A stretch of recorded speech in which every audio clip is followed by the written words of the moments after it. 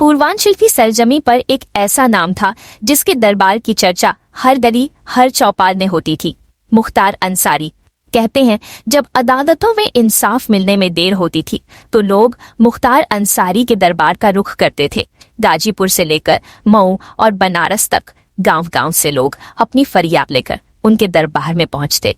चाहे जमीन जायदाद का झगड़ा हो, पारिवारिक विवाद हो या किसी पर जुर्म का मामला, लोग भरोसा करते थे कि मुख्तार अंसारी उनके लिए आवाज उठाएंगे। यह दरबार किसी शाही महल का नहीं था, बल्कि एक सादा सा आंगन जहां चारपाई बिछी रहती थी। सामने बैठते थे मुख्तार अंसारी और सामने कतार में फरियादी। उनकी आंखों में उम्मीद, उनके दिल में इंसाफ की चाह। लोग कहते हैं मुख्तार के दरबार में फैसला देर से नहीं होता था। वहां की एक अलग ही परंपरा थी, जो पक्ष सही होता। कई बार उन्होंने गरीबों की जमीन दबाने वाले दबंगों को खुली चुनौती दी। कई बार विवाद को आपसी समझौते से सुलझाया। और यही वजह थी कि लोग अदालत छोड़कर मुख्तार अंसारी की चौखट पर पहुंच जाते थे।